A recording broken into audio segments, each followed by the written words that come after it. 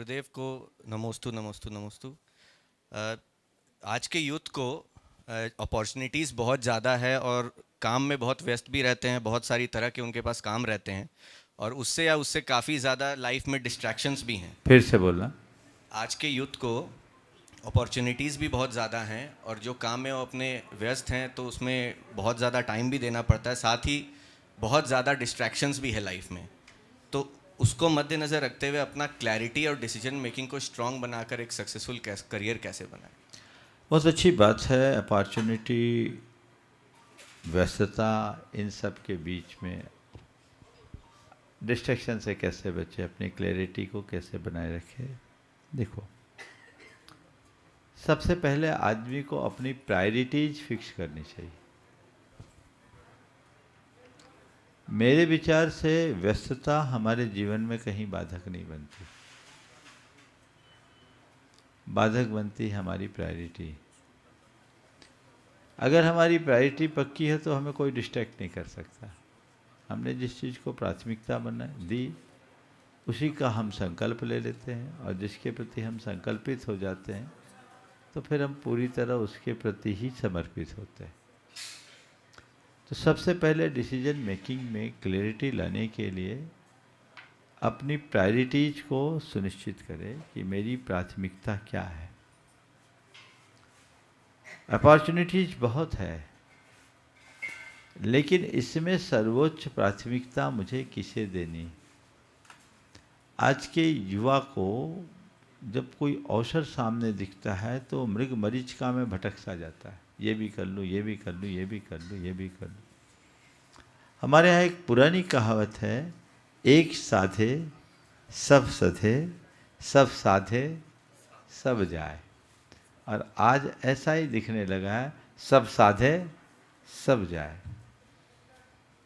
आप लोग एक शब्द का प्रयोग करते हैं, मल्टीटास्किंग। तो मल्टीटास्किंग, वर्क करते करते भी मल्टीटास्किंग है। तो कैसे काम होगा? चित्त विखंडित होगा तो परिणाम कभी अच्छा नहीं आएगा। चित्त को स्थिर बनाएंगे, परिणाम सुनिश्चित तौर पर अच्छा निकलेगा। तो कहने का तात्पर्य ये है कि जब भी हो हम अपनी प्राथमिकताएं सुनिश्चित करें और एक एक करके आगे बढ़ने की कोशिश करें, स्टेप बाय स्टेप। एक बड़ा लक्ष्य बनाएं, उस बड़े लक्ष्य को अनेक छोटे लक्ष्यों में बांट दें। जब एक बड़े लक्ष्य को हम अनेक छोटे लक्ष्यों में बांटते हैं तो धीरे धीरे चीज़ें हमारे अनुकूल बन जाती हैं और हम उसे बहुत आसानी से हासिल भी कर सकते हैं। तो इस तरीके से, इस रीति से यदि हम अपने आप को आगे बढ़ाएंगे, सुनिश्चित रूप से हम उसमें सफलीभूत होंगे। और एक साथ सब चीज़ें बिखेर देंगे तो कुछ नहीं होगा। फिर इसमें भी 4 बातों को ध्यान रखो। डिसीजन अकेले काम नहीं होता। डिसीजन के बाद डिटर्मिनेशन चाहिए, और डिटर्मिनेशन मात्र काम में नहीं आएगा, उसको पूरा डिवोशन भी चाहिए। डिसीजन लिया, डिजायर जगी, हमने डिसीजन लिया, लेकिन डिसीजन के आगे डिटर्मिनेशन, अपने लक्ष्यों के प्रति जब तक हम पूर्ण प्रतिबद्धता प्रकट नहीं करते तब तक वांछित परिणाम कभी नहीं निकलता। ये कर लूँ, वो कर लूँ नहीं, ठानो। निर्णय लेने से काम नहीं होगा।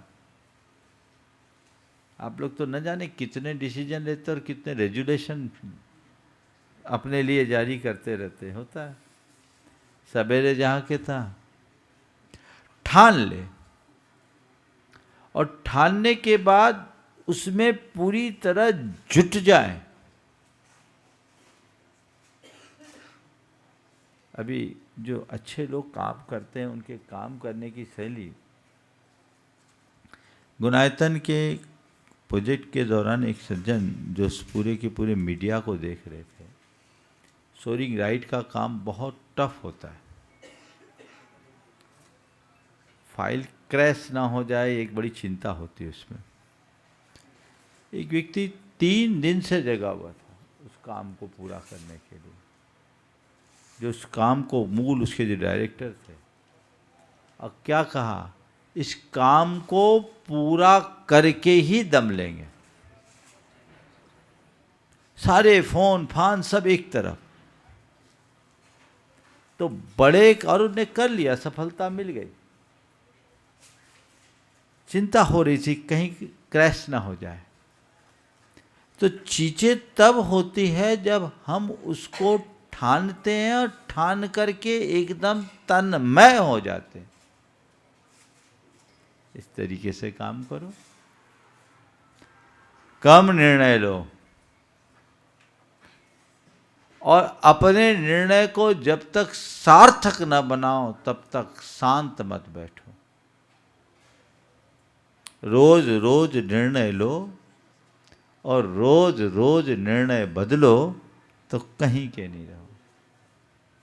ठोस निर्णय लो, सार्थक परिणाम जगाओ, तब कुछ हासिल हो।